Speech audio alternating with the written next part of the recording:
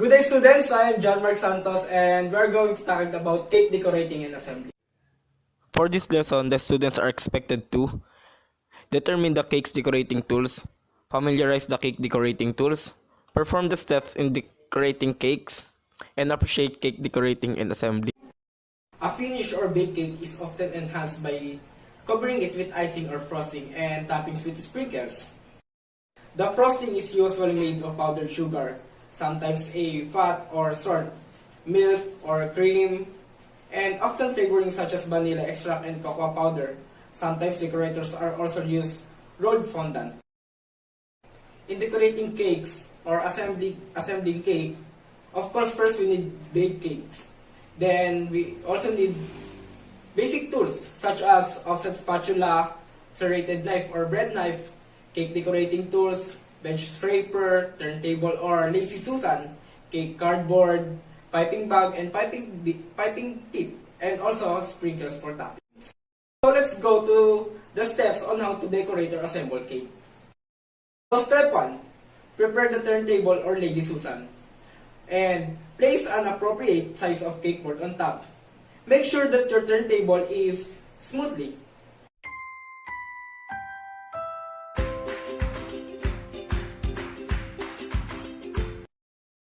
Step 2. Apply the first layer of cake.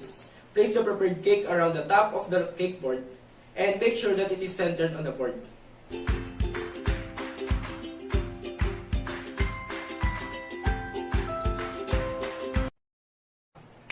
Note, spread a small amount of frosting in the middle of the board. Step 3. Apply the filling.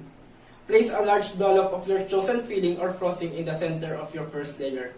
Then, add more if you like a thicker layer of filling.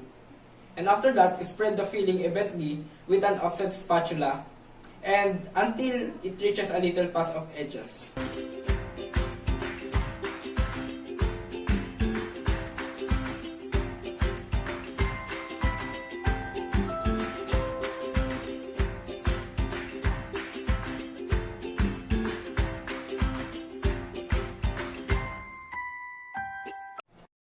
Step 4. Apply the second layer of your cake. Place the other prepared cake round on the top of the filling. Align it with the bottom layer. Make sure that the sides line up together. Press down gently on the top of the layer to press it onto the filling evenly.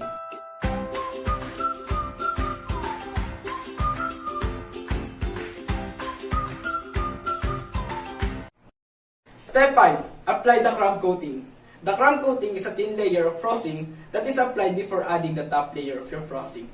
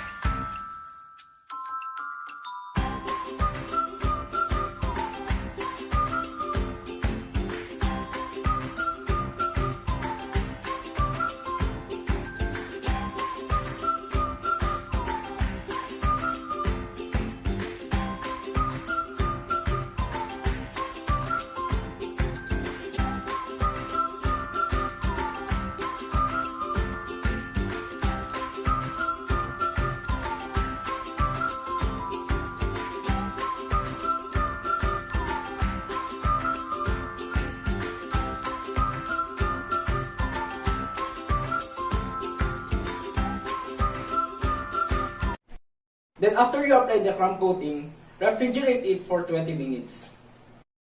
Step 6. Apply the top layer of icing or your final frosting. Place a large dollop of frosting on the top layer of your chilled cake. Spread around the top with offset spatula until it completely covered.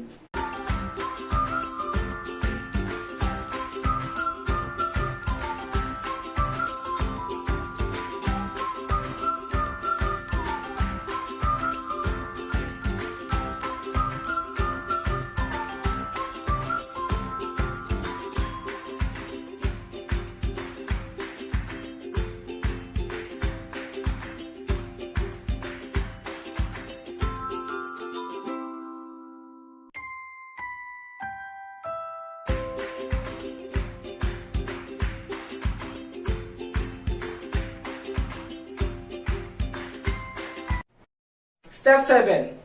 Fix the edges and smooth the sides. Using the edge of offset spatula or metal bench scraper, lightly press down and push the icing towards the center. Blend the excess with the rest of the icing.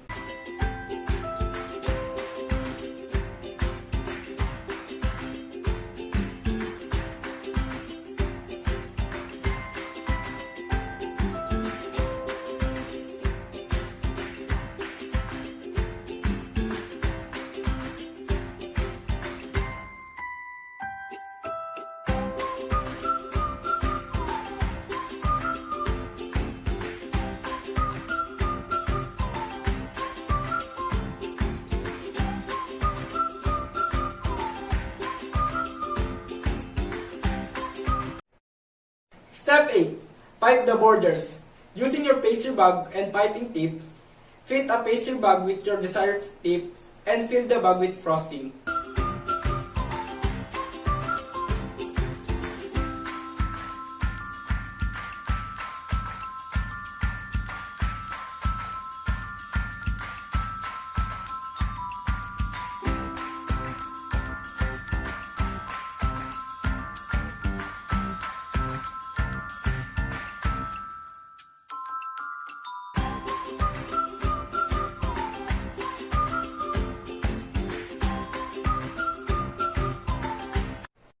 Step 9.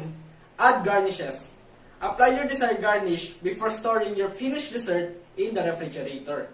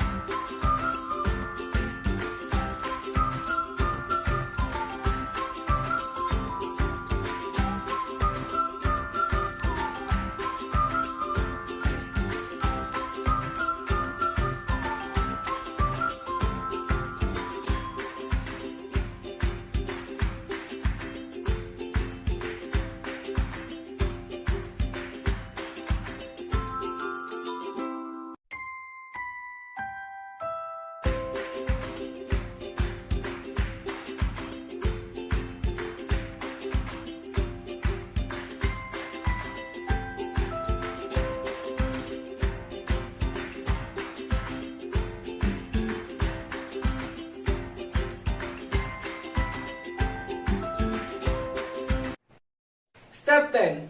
Serve and store.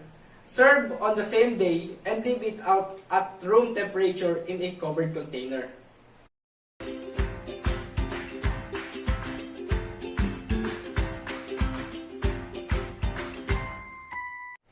A decorated cake is best served in a room temperature. The icing in the cake will have a chance to soften to the most enjoyable temperature and consistency. And in generalization, in this topic, the student will learn how to assemble, design, and create beautiful cakes step by step, and they will also determine what are the tools and equipment needed in decorating cakes.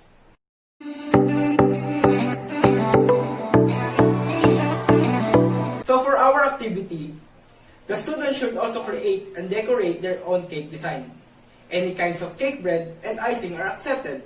You have to record your cake decorating by following the steps on how to decorate cake that we also discussed. And these are the criteria for our activity.